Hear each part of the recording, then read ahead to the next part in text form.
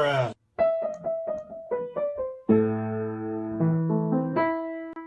Tori time. Tori time. Tori time. Tori time. Tori time. Tori time. Tori time. Tori time. Tori time. Tori time. Tori time. Welcome to this segment of Tori Time. Good morning, gamers. I hope you're all doing absolutely fantastic. I just spilled a smoothie on the floor literally 30 seconds ago. So my morning's going great. But anyway, I'm glad you're back. This is great. I'm glad you're here to watch again. If you noticed the first video, it was geared more towards a historical context of what we were talking about, Invictus. And you look at the three teachers we got, you know, there's McGarry and there's Miller and there's Seiler, and you're like, hey, well, 2 out of the 3 of these individuals are English teachers, so why was that video all history? Well, I'm here to tell you that this one will be talking about English, and specifically we'll be analyzing satire. Now, if you don't know what satire is, it's a method used by writers to, make fun of or criticize or sarcastically talk about an individual or a person or a thing or a group or anything in order to expose their wrongdoings or shortcomings and basically condemn them. And someone who uses satire particularly well is Trevor Noah. And Trevor Noah wrote that piece in the Google Classroom about what it was like growing up in South Africa under apartheid. So Trevor Noah was born in February of 1984, and his career today consists of him being a political commentator and a comedian. And, it makes sense for comedians to do stand-up. So we're going to be looking at one of his pieces of stand-up, and we're going to be pulling apart the satire within it. If you haven't watched the video yet,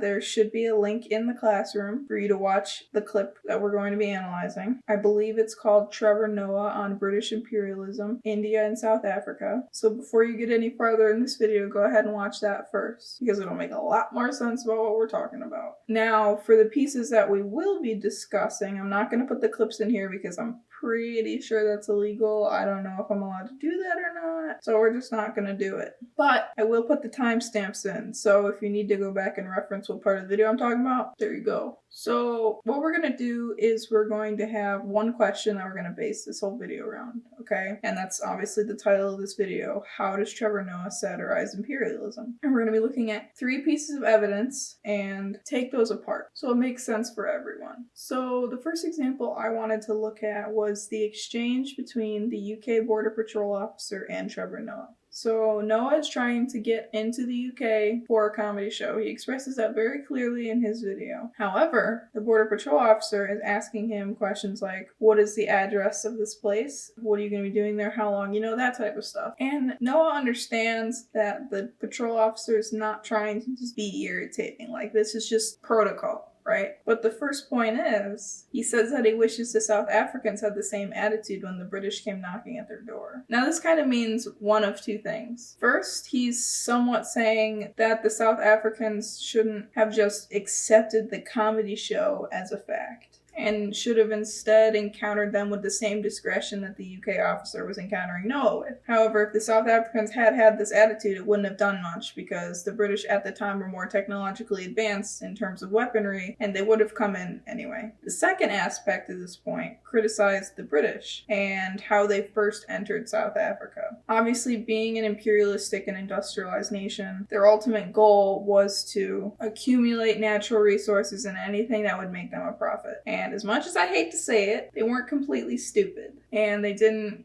reveal these goals to the South Africans, because otherwise they would be faced with more aggression and reluctance. Instead, the British referred to the purpose of their presence to be a comedy show. Now, when Noah uses the term comedy show, he's not actually referring to that as being what the British said when they first arrived. Instead, this is how he's using the satire. He's setting up a scene in current times with current situations and applying it to back then for the purpose of making the joke, which is him criticizing the British in today's terms. So you keep looking at the British presence in South Africa, right? And so they've gotten in and they're setting up their camp. And so this sets the scene for the second piece of evidence we're going to look at. So these white people are setting up camp, and they finally encounter some indigenous people. And Noah sets up the scene of the white people and the South Africans having a conversation.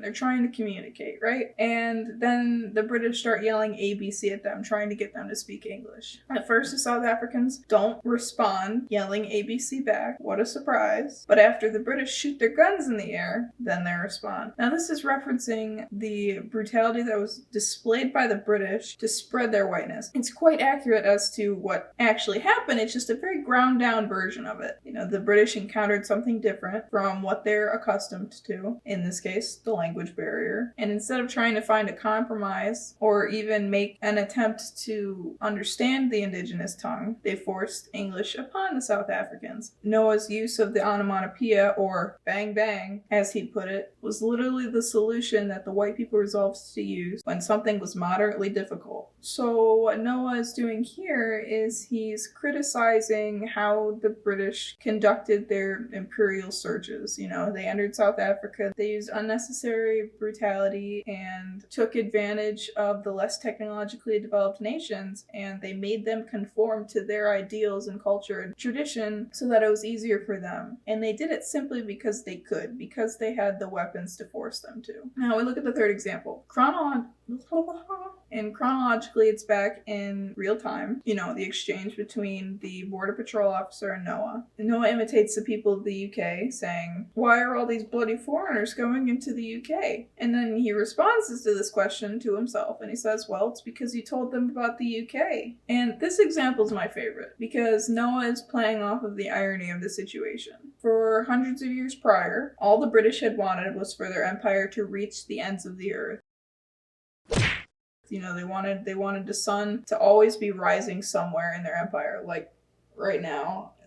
And the irony is, now all these people didn't want anyone coming in. They wanted all these people to stay out. And really, this is a very simple form of satire. He's just making fun of the British people for not knowing what they want and not really having a set of ideals that they can stick with. And he explains that pretty well in the video. So we've got our 3 points, right? First, he criticizes how the British came to South Africa and how they deceived the South African population and what their purpose was in the nation. Second, we have him criticizing the fact that the British used brutality to get what they wanted in terms of imperialistic endeavors. And third, he's criticizing the ideals of the people of Britain not knowing what they want, not being able to pick a mindset and stick with it, anything along those lines. And throughout the entire video, he's just picking on the British.